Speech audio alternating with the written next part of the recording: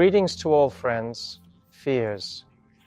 Today we are having a conversation about various addictions, attachments, obsessions, things that a person cannot quit, leave behind, and doesn't know how to deal with, what to do, and no matter what they do, all their thoughts are about their ex and everything keeps spinning and spinning in the same place. What to do? Again, first and foremost, I personally recommend, of course, meditation. The most correct, the most luxurious, and in my honest and sincere opinion, the most effective meditation is the empty bamboo, where you can truly and deeply and profoundly feel your own physical and spiritual body. What is your body really telling you? That is indeed, forget about all your actually truly pressing problems. In reality, you have a relationship with your own body in various ways and forms. This is indeed the first addiction, actually, in fact, that you have, and that is fundamentally important. Because if you can't come to an agreement with your body, well, there will only be problems ahead. At this moment, you are indeed sitting and watching me right now. Let's make it simple. Simply put, you take a breath in, inhale deeply, and a breath out, exhale slowly. Simply put, a person thinks that breathing in and out is very simple and straightforward. But why doesn't it have some kind of wow effect? Because people are, generally speaking, accustomed to constructing their worldview in such a way that inhaling and exhaling are essentially unimportant. They are already there, they are already happening, but in reality, it is indeed breathing that actually gives you life. Breathing is the connection with the surrounding world. It is the connection with God, the connection with the space around you.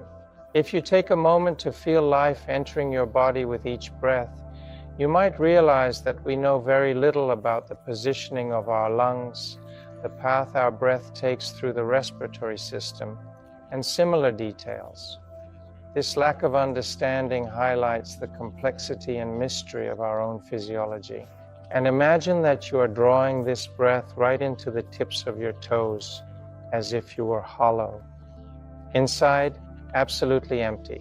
This breath, this life, as it enters you, it spreads throughout your entire body. Try to breathe. You see, we have already diverted our attention from that anxiety and those ideas that are somewhere out there and focused on vital processes, focused on what is truly important, on what actually has immense significance right now. This is your breathing, the fundamental process of life. If you also pay close attention to the type and quality of air you are breathing, you will clearly notice that the air is different.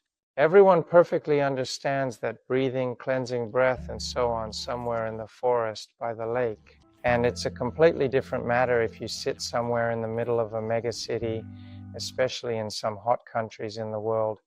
I don't know, Chennai, Delhi, megacities where we see a large accumulation of smog, dust and pollution and other tiny particles in the atmosphere and everything else in the air. So this breathing is already different. And a very important point is quality. If you observe this breathing in the right way, you can see that it directly connects with thoughts. That is, if a person is excited, if a person is in a state of anxiety, their breathing is always, in fact, indeed, actually sharp and shallow, in jerks. If you breathe deeply, steadily, meditatively, and calmly, observing the gentle flow of air and the rhythmic movement of energy within your body, you will feel a sense of peace and tranquility. In the empty bamboo meditation, you need to do it for at least 20 minutes a day. As they say, the ability to tune your own mind to what you need will be more pliable, it will be more effective, and it will be in your hands, rather than observing the social processes that are happening. Friends, it is very important to actually understand that the social world is a world invented by people, and it does not really exist. That is indeed, every person actually spends a tremendous amount of time, effort, and energy in it. Sometimes waking up in the morning, falling asleep in the evening, and even at night, thoughts come about some social processes, some kind of struggle, some kind of anxiety. Here it is, here he is, or something else. But the actual reality of this universe, the actual reality of what you indeed actually have, is what is around you right now within the reach of your hands. That is, this is your personal space, the one you can reach with your hand. Therefore, an important point to consider and always keep in mind is to learn to understand that you must be the first priority in your attention, meaning you should always focus on your own thoughts, needs, and actions as the primary concern. It is you, your unique field structure, your encompassing aura, and your physical body. These are the fundamentally essential and integral to your existence and identity, and you need to give it the lion's share of your attention. This should not be done through a mirror. You must do it directly in your consciousness. If you become fixated on another person, if you become fixated on some social processes or something else, it means there is some kind of superimportance there, superimportance here.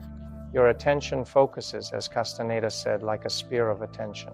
When you give your spear of attention to a person, your thoughts will always revolve around that person. Always. This is definitely not right. This way you lose energy. Not only are you losing it, but it might not even be needed by the person your thoughts are directed towards. Perhaps this spear of attention, on the contrary, actually throws him off balance. He loses equilibrium because it's too much.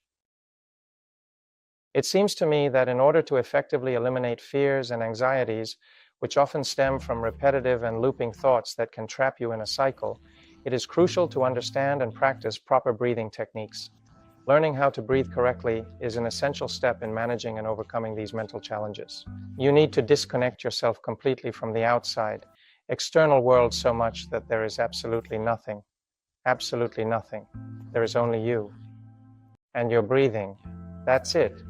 And so you simply breathe and carefully observe a bit this breathing until some vital processes disturb you. Well, I don't know.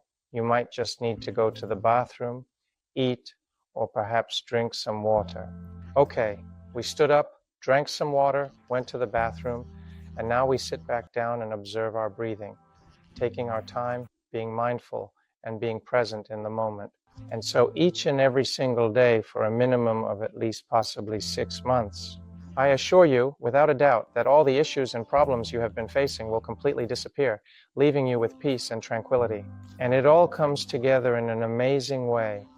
You think, if I'm not there, they won't be able to do anything. Everything at work will fall apart. Everyone will die without me.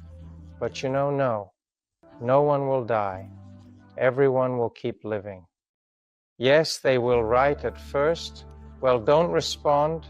You have practiced meditation. You want to not worry. You have obsessive thoughts. Aliens are flying. And you, wait a second, I'm observing my breathing. Aliens are flying and I kind of don't care. I am carefully observing. Nuclear bombs are flying and I am observing my breathing. So, if you really can't do anything about it, the planet Nibiru is flying, that's it, taking the gold. What can you do about it? In my opinion, nothing.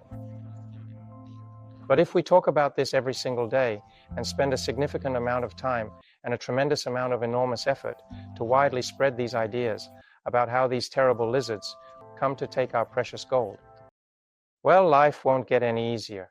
But if you sit down, focus only on your breathing, and cut off all other thoughts, of course they will come. Of course they will distract you. Sometimes you will forget what you are doing. You will sit, fly somewhere, surf through your thoughts. This is normal. Just accept it as a given. It's normal. Yes, this can happen. Then you remember, oh, I am actually meditating, sitting. We return to ourselves, and then here is the inhale, here is the exhale, here is the inhale, here is the exhale. This is definitely real work that will absolutely, truly give real results. Not like when you go for 10 days, Vipassana. And then, hey, Babalai further. No, that's all nonsense. Vipassana should be every day. From morning till evening, every day. Every day you keep going like this. Then there will be results. If you want to slip through, now is the time. Well, I meditated here, did it here, that's all. Nothing will change, friends, nothing will happen. All your madness will stay with you. If you want to meet him, If you want to truly understand him, to see your madness face to face, your own image in a demonic form, you need to seriously engage in self-observation. This means taking an in-depth, introspective look at your thoughts and emotions. And when you meet it and understand it, that's when you will gain consciousness. That's when you will become whole. That's when you will become pure, genuine, the one who is known to be trustworthy and reliable, who speaks and is not afraid that he will break his promise. He knows that there is no one else besides him. He will say it, and so it will be. And if he changes some direction of his, it will also happen absolutely, definitely, consciously, absolutely, predictably. Because it is more logical, heartfelt, more soulful, more correct from the perspective of the soul, from the perspective of the internal organization of your world. So what is addiction? If he decides to leave, I will absolutely and completely cease to exist. If he doesn't love me anymore, then I have absolutely no reason to live. Do you really understand how absurd these phenomena are? I can't truly live without him, or I can't live without her. That is, this connection through the first chakra, the life force, means the belief that life is impossible without it. The person went somewhere, either left or right, and what about you? Your first chakra collapsed because life without it is impossible and unsustainable, leading to various issues. As it collapsed, all attention gathered there and it spins around. Panic. What to do? What to do? Fear, panic attacks, and more. What a horror. It's definitely already much harder to get out of there than to work through this mindset while it hasn't collapsed yet. But even if everything has started still, if you sit down, if you close your eyes, roll back with your attention, enter the empty bamboo meditation, well, ideally, you should do this in some safe place. Find your safe place. It should be a part of everyone's self-development routine, such as meditation or mindfulness practices. If you have a quiet and comfortable place where you feel safe and undisturbed, you can sit there and focus deeply and calmly on your breathing for at least 20 minutes each and every day, and you will notice a significant improvement in your overall well-being and mental health. If you want to seriously and diligently work on yourself, sit for at least half an hour, or even 2 hours. This is indeed a very excellent job for those who remain in the social world. It truly is. If you want to seriously transform yourself truly and deeply, sit all day for a significant amount of time. The only places you can go are the bathroom or to eat. Again, to eat, that is, you will indeed find out when you are really starving. You actually need to prepare the food. Preparing food takes a lot of time. Therefore, if you are fasting, you have a lot of free time to meditate and reflect on your thoughts, or even engage in meditation. Therefore, I recommend fasting a little, at least for 3 to 4 days, to better understand that you are entering a serious cleansing process. A lot of insights will come. Look at the quality of the information you are perceiving. If these are murky chats, if it's surfing the internet, if these are some people who have their own priorities, goals, tasks that in no way relate to self-development or anything else, or to some idea that you need to pay attention to yourself, you need to sort yourself out.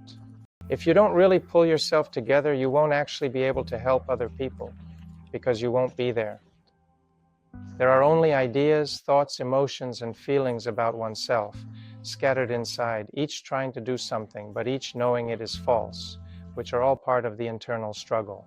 Therefore, indeed, indubitably, uncertainty arises, a certain significant level of vulnerability in a person, yes, an initial understanding that, yes, I am truly worth nothing. It rings somewhere deep inside. I want to tell you that this is all absolute and utter nonsense.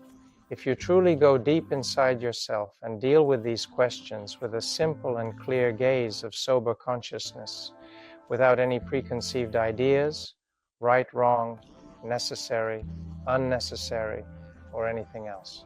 You just look, observe, and breathe indeed. Watch and simply breathe. and exhale slowly. That is just it. This is how you will come to a certain level of wisdom, a profound and deep inner wisdom.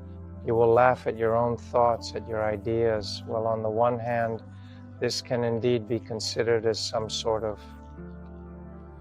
a slight madness. On the other hand, I assure you, is a very proper process when you truly see your own insanity, when you see the inadequacy of your internal reactions and impulses. This realization can be quite enlightening and transformative. If you have enough courage, enough inner strength of intention, and your own desire to work on yourself, it requires a willingness to face uncomfortable truths and a commitment to personal growth. This journey is not easy, but it is incredibly rewarding. You will be able to overcome these structures within yourself, and then you will change. Then you will truly and deeply change your very core and inner essence. Once this remarkable transformation happens even once, you will come to understand and realize that it is the most valuable, the best and most wonderful thing in this life. The ability to consciously transform yourself, to change your thoughts, emotions, and behaviors deliberately. But when you reach such a level of madness that you experience panic because it will leave, that you have some obsessive idea in your head that you cannot stop thinking about, this indicates that you have indeed neglected your inner world to the point where obsessions have seriously formed. This is already a warning sign. So what are you waiting for? If not now, then when? It will get worse. Eventually, it will just turn into real schizophrenia, where you will completely lose control of yourself. The reason for this is undoubtedly one: your ignorance, your lack of knowledge of your inner world, the misconstruing of your internal processes, and your unwillingness to truly, deeply delve into it. Come on, everything is perfectly fine over there. Just relax and trust that all is well. And what makes you think everything is fine over there? I have things to do. Yes, I have things to do. I continue to work. I worked on myself for 20 years. I look at a person and say, you could use, and everything there is. Okay, if that's the case. So, friends, I believe that there is only one salvation, and it is you yourselves, you who look inside yourselves, discover your true potential, embrace your inner strength, and find your purpose in life. And this is more than enough to stabilize the situation effectively. Of course, there are complex cases when strong external factors have already significantly and irreversibly distorted the physical tissues and require specialized attention. But these are separate issues that can also be resolved if there is a strong desire and intention with the right approach and dedication. I am absolutely sure that indeed everyone is given a thought, an idea from above, a right idea. Go there, come on, go there, call right, you'll find everything there. You'll recover there.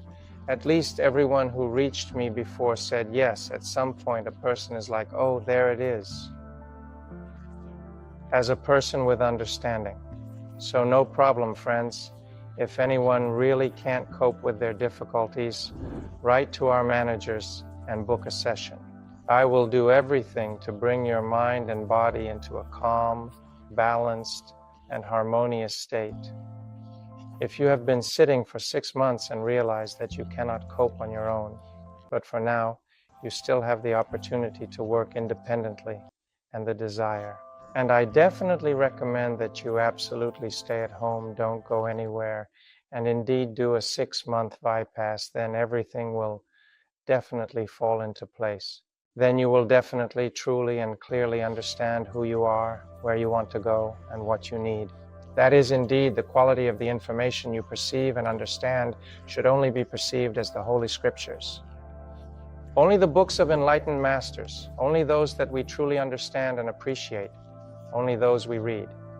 They can be from different confessions, as you like. The point is that the quality of the information you perceive is high.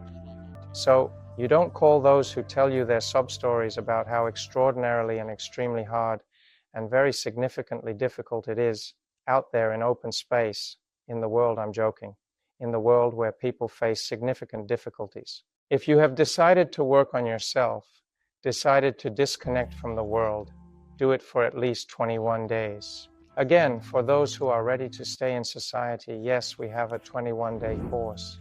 Yes, for those who can work on themselves in the evenings, yes, you definitely need to dedicate an hour and a half, 2 hours in some cases, to fully listen to the lecture and engage in internal work, like definitely. Dear friends, there are indeed no problems at all except those we create for ourselves. Always remember this. Thank you all very much indeed.